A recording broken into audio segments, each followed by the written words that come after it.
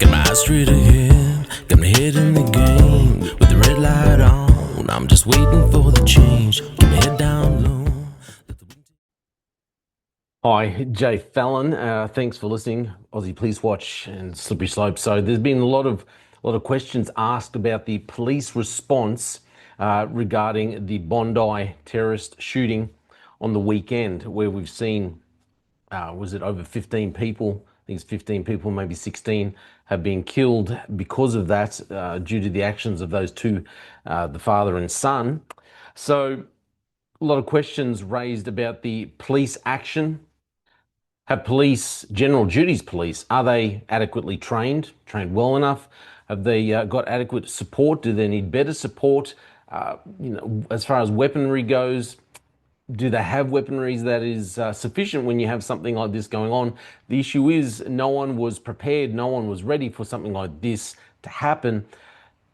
I would have thought, in considering the events of the last couple of years, the war in Israel, the protests that we've had here, the incitement to violence that's gone on from the Grand Mufti here in Australia, declaring jihad against Israel, I would have thought that given these details, you would have more than just a couple of general duties. As far as I know, some very clean-skinned general duties officers down overlooking a crowd, such a substantial crowd. I would have thought you'd have more than just a couple of officers when you're dealing with a Jewish festival.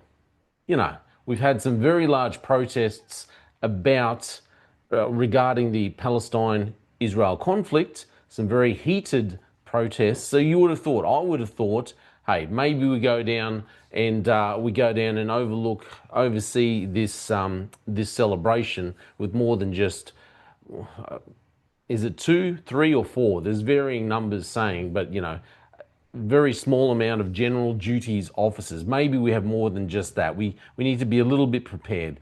I'll just go through this headline. It came through from the Sydney Morning Herald. It says, police were young and outgunned. Where was the backup at Bondi?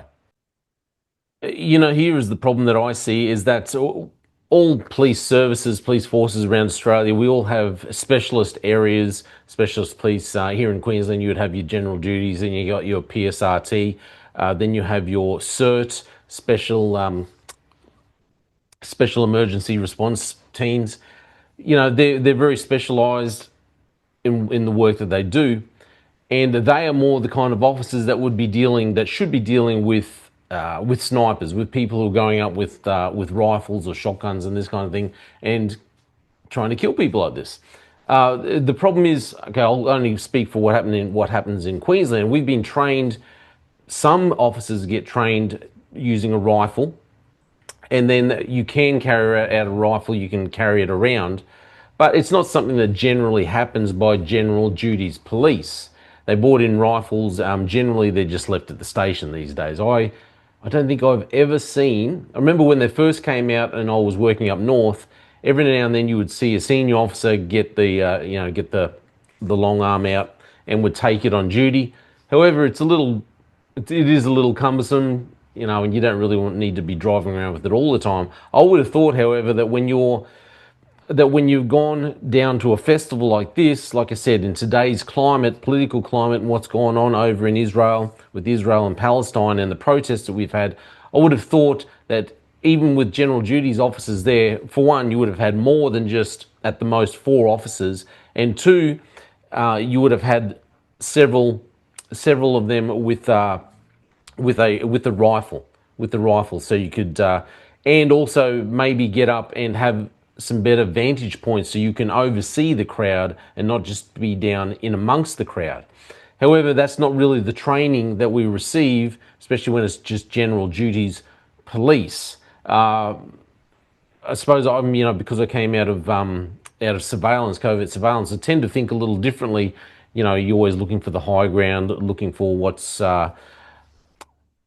security risks are taking place, always looking for, getting a baseline of what's going on. I've talked about that before. go out, look at the crowd, get a feel of how everyone is, what everyone's dressed like. You get the baseline, well, this is the mood in the area, and then see anyone who doesn't stand out, who goes, above or below that baseline, who stands out. The problem is in general duties, you're not trained for that. You're not really looking for those security risks. Anyway, we'll go through this. It says on Tuesday, the New South Wales Police Force sent its heavy hitters to Bondi. This is a couple of days too late, mind you. The ones trained for violent conflict with access to the state's most serious weapons. They were 2 days too late. On Sunday, it was General Duties Police, the kind who usually deal with motor vehicle accidents, retail theft, and pub brawls. Now, this isn't anything against these General Duties officers, mate. They were thrown into the thick of it. I'm thinking more about this is the thing that the senior officers, we have the same problem here in Queensland. Senior officers, they just, I don't know what it is, that they just don't seem to think about these things quite clearly enough. They don't take enough precautions, it seems, at times. Like I said, I would have, anyway. So they're the ones that found themselves in the thick of it, responsible for stopping the deadliest attack Australia has witnessed in 30 years. Some only graduated from the academy months ago. A few months ago. Some still live with their folks. None expected anything more than a hot shift at the beach. Attendees estimated there were about 4 of them at the festival when the shooting began. Multiple sources said police refused to confirm on Tuesday night how many were there.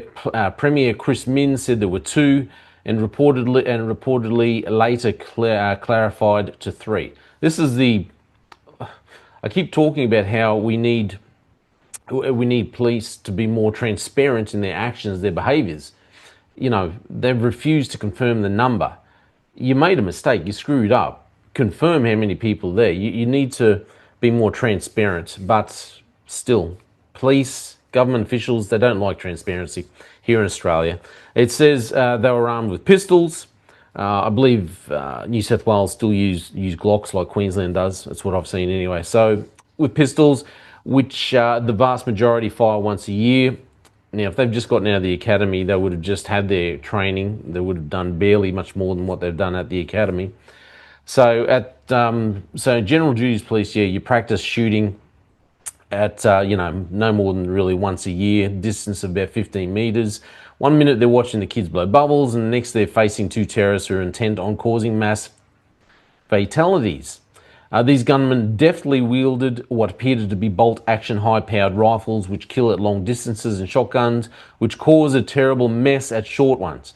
As one police veteran put it, on the condition of anonymity, so they could speak freely, the local cops were outmatched and outgunned. You don't bring a pistol to fight a shotgun or a rifle. Police are facing mounting questions about their response to Sunday's massacre, in which 15 people died. I thought it was 16. Anyway, that's what they say here. Whether top brass underestimated the risk to that event, whether the General Duties Police were trained well enough, and whether those young constables should have been better supported and access to more effective weapons. So look, there is no way I believe you should be criticising these young officers who are there. It's got nothing to do with them. They are just young police. Like I said, a couple of them straight out of the academy. They're just young police. They're doing their job. None of this is their fault at all. Okay, they're thrown into the thick of it. They acted with bravery. The issue is here. You've got high-ranking police who aren't thinking, who aren't preparing.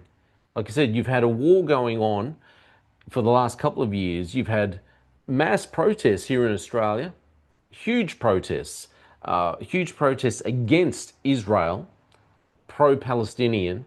You've had lots of threats of violence. I did an episode on the slippery slope. You've got the head of the Islamic Council here in Australia, the Grand Mufti, I think they're referred to, was his name Ibrahim Abu Muhammad, who declared jihad on Israel. And yet no government official, no senior police officer thought, wow, the Jewish people are celebrating a festival. They've got Hanukkah coming up. Maybe we should have a fairly reasonable police presence. And also, not just junior officers, you need senior officers. Like I said, I know it's different because of the work I did. You tend to think a little bit differently when you're looking at security and the type of people who are out there and what security risks there may be. But you needed senior officers there who would have thought, okay, we need to look at the crowd and see if there's any kind of threat here. We need to go and get a high point and see if we can scan a lot better. We need greater numbers. We need to have a couple. If in a crowd like that, such a large crowd, we probably need to have at least one rifle, but maybe two officers carrying two rifles. But no one's thought of that. And why has no one given any consideration to these kinds of security precautions that we could take? They're so simple. If you had more police and a couple of them with long arms, well, with rifles, I think you could have prevented this. These shooters, these gutless, cowardly shooters, would have maybe reconsidered their actions and thought, well, but they could only take this action because police aren't prepared. And like I said, this has got nothing to do with the young constables who are there and whose lives are at risk. Their lives are at risk. All these people's lives are at risk because the senior police officers did not take enough precaution, and the very thing that they are paid for, and that is to consider risk. It seems like no one has done that at all. No one has. The simple thing of going through, these are all the events coming up, these are what different groups, different organizations, the events that they have going on. It's very, very likely, I haven't looked and haven't confirmed this, but generally a group like this going to celebrate down on Bondi Beach, generally you would have to register, notify the police, notify local council what you're doing. So they would have known that this is coming up. I'm going to assume police would have known, but yet no senior police have had the forethought to think we need more than just a handful of young constables down there. It's either naive or just plain stupid. At the end of the day, like I said, this is nothing, throwing no shade at all at those young police officers there. And how about that other officer who shot, I think he shot one of the gunmen from 40 meters away. That is a shot to do with just a handgun. That's amazing. Great work. But the senior officers who did not have the forethought to think everything going on, maybe we need more security, more officers, more than just their sidearms. The ones who are in the offices at headquarters thinking of these things, they're the ones that should be raked over the coals. We should have some job losses with New South Wales Police because of that. Anyway, that's just my thoughts. We need to stop just sending out young police officers with no experience. You need to have older police officers from more diverse backgrounds. When I say diverse backgrounds, I'm not talking about diversity rubbish that they bring on. I'm saying diverse backgrounds, I mean diverse policing backgrounds. So, people who've had experience in surveillance and analytics and, other specialist operations, because they will think about security issues a lot more than just someone who's only been in the job for a couple of years and only done general duties. This is what you need, more diversity like that in policing when you're on the ground. Anyway, that was just a few thoughts. I thought definitely some heads should roll. Senior officers need to be held accountable and stop shying away when you ask questions about what numbers are there. Be transparent, answer some flipping questions. Hey, this is all my opinion. Thanks very much. Please let me know what you think. I'm Jay Fallon. Got my eyes straight ahead, got my head in the game with the red light on. I'm just waiting for the change.